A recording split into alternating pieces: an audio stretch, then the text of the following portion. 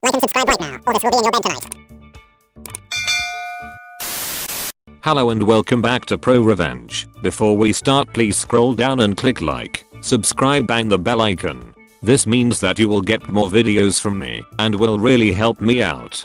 Thanks. My lawyer and I laid a trap for my adulterous alcoholic wife in my divorce. When I got divorced, my alcoholic wife of 18 years had started another affair, this time with her addictions counselor. My lawyer and I laid a trap for them. Just in case you don't know, intimate relations between a counselor and patient are very frowned upon by the regulatory bodies. And I was more than pissed. After putting her through rehab, $25k, which I didn't have to do, only to have her fall back into her old behavior. Shortly before the divorce was finalized, I filed a complaint with the state body licensing health professions. Knowing they were in some peril because of their unprofessional relationship, I had already gotten him fired from a major teaching hospital. She had backed off her exorbitant demands. I paid her a very modest settlement, kept the house, got custody of the 3 teenage kids, plus got child support. Her lawyer naturally included a clause in the divorce where I had to agree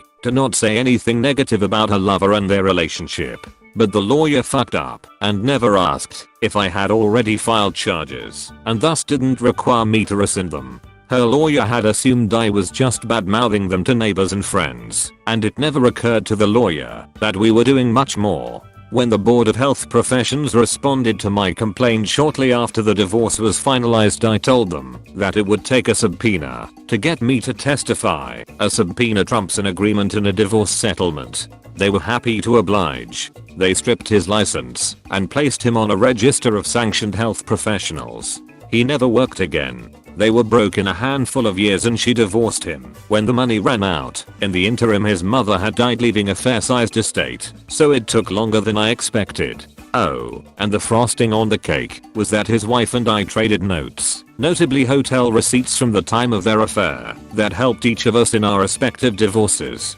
Justice was served. My revenge story almost killed a man. About 3 years ago, I was working in a pretty big factory. They hired through 5 different temp services, so the place was pretty much like a revolving door. People came and left without any warning. Sometimes it was hard just to find a familiar face.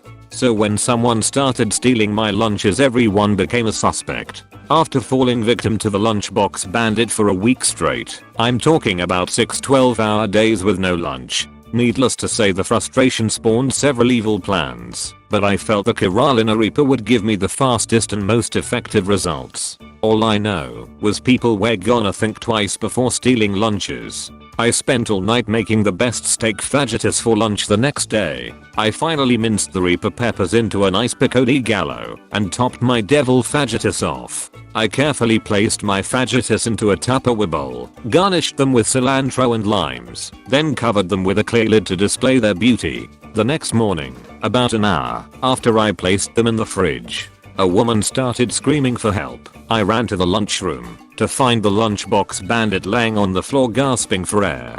The Reaper peppers triggered an asthma attack and he had to be rushed to the hospital. He never said anything, and neither did I until now.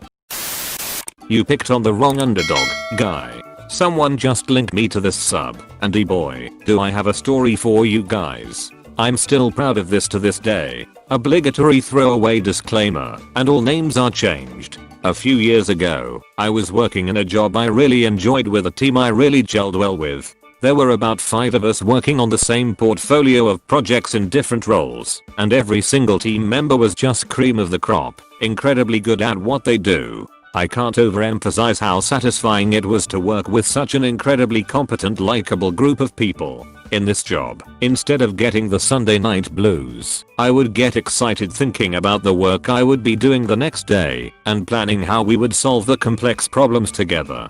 It was like a series of logic puzzles. Yes, I realize I'm a huge nerd. I promise I also had a life outside of work. The one downside, there's always a downside, to this job was Steve. Steve was not in the supervisory line for me or any of my team members, but he was about 3 levels above us and very senior. He'd been there 4 years and was tight with senior leadership. Steve was also a mega creep. He said extremely inappropriate things to young women in the office, and he apparently wasn't averse to being handsy, though as far as anyone knew, that was as bad as it had gotten. The women in the office all knew to steer clear of him. My first week on the job, the Whisper Network made sure I knew. Never be alone with Steve. Sexual harassment is difficult to document, and no one wanted to risk their career and put a target on their back going after a big guy like Steve, so he just got away with it for years. So for a couple of years, I followed this advice. There were a few instances of Steve saying incredibly uncomfortable things to me in passing, but for the most part, I managed to avoid him. Then I found out that my teammate Rob had gotten on Steve's radar. For context, Rob is non-neurotypical and has some minor tickish behavior. He's also shy and easily spirals into social anxiety when put in uncomfortable situations. So one evening at our team's informal weekly happy hour after work, Rob lets it slip that Steve's been giving him a hard time. The rest of us are like, whoa, wait, what? Because Steve never interacts with staff at our level, except to creep on women, and we basically make Rob tell us everything. Basically for the last few weeks, Steve has been bullying Rob, making fun of his tics, and mimicking his way of speaking back to him. He's also been asking Rob how he can possibly be competent to do his job, and implying he's a pity hire. Once he called him a retard. It's clear Steve is seeking out Rob for this, because, again, there's really no reason for him to interact with our team. Rob has been having horrible anxiety over this situation, and has had bad insomnia and stomach issues since Steve started targeting him. And not that it bears repeating, but just to reiterate, Rob is a fucking beast at his job, and a genuinely good guy. At this point, I'm seeing red. We all were. We tell Rob to go 2 hours, that his neurological issues put him in a protected ADA class, that he could get Steve in big trouble. Rob panics and says he can't do that, begs us not to tell anyone at work, and says he wishes he hadn't said anything. We assure him we won't say anything, if that's what he wants, but we are all very distressed. I leave the bar fuming just thinking, okay, that's it. Fuck you, Steve. You're going down. I can't tell anyone about what's happening to Rob, because I promised him as much, so I start my own paper trail. I start baiting Steve. And I don't mean I behave in any suggestive manner, or lead him on. I just stop avoiding him, and I even initiate contact myself. I aim him through the company's IM system very professionally / politely asking if a big client will be staying on through the next project cycle, and the floodgates open. He starts sending me outrageously sexual IMs. I mostly don't respond, but I occasionally keep him going by sending extremely literal responses to his innuendo-laden questions, or pretending not to understand something suggestive he's saying.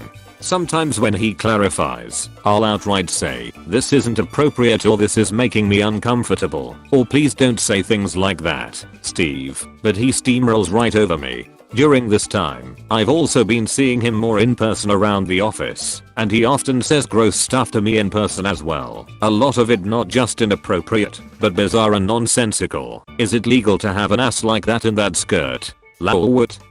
Every time this happens, I immediately go back to my desk and write down what he said, the date and time, and the names of any witnesses. After about a month and change of this, I compile my creep journal with printouts of the IM conversations and take them to my rep. I ask to file a sexual harassment complaint against Steve. As soon as the word sexual harassment leave my mouth, my rep instantly gets the head of ours and 2 other reps, and they go through my evidence with me and ask me a ton of questions. The head of ours assures me they'll take my complaints very seriously and asks if I know of any women around the office who have had similar issues with Steve. I'm able to give them several names.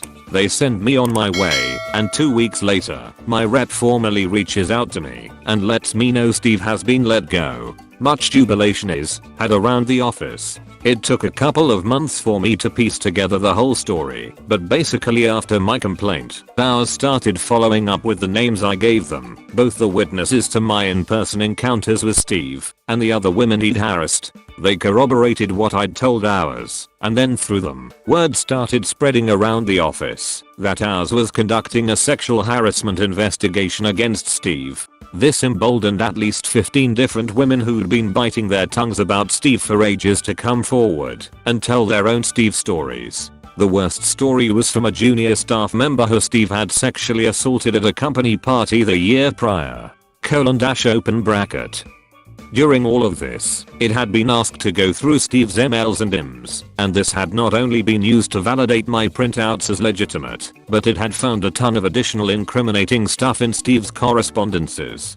Somewhat frustrating, Steve received an extremely generous severance package as part of his termination. But on the bright side, word got around the industry quickly, and Steve was poison at that point. No company would touch him with a 10-foot pole. The last time I thought to snoop on his public social media pages, he was listing himself as an independent consultant in our industry, which I seriously doubt he's actually doing, and based on his public Facebook page, he's doing a couple of MLMs, so that should kill off whatever savings he has in short order. I don't work with Rob anymore, but I did recently attend his wedding. He's extremely happy with his new wife, who is a sweet and lovely woman, and he's doing really well in his career. TL. Doctor, powerful corporate suit pics on my awesome coworker. I transform into a goddess of fury and end his career by exposing him for what he is. Edit. Thanks for the shiny gold to whoever did the gilding. Thank you all for watching to the end of the video. But before you go, please like and subscribe for more. Not many of you at all that watch are subscribed or like the video, and this makes me unsure if I should continue to make more content or not.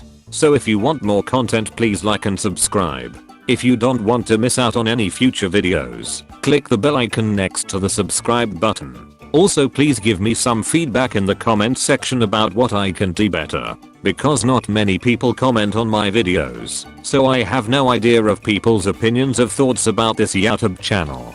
So yeah, that's all from me. If you have subscribed and liked the video, please consider sharing the video with your friends. Thanks and bye. I'm still doing daily uploads, so hope to see you in tomorrow's video. Bye.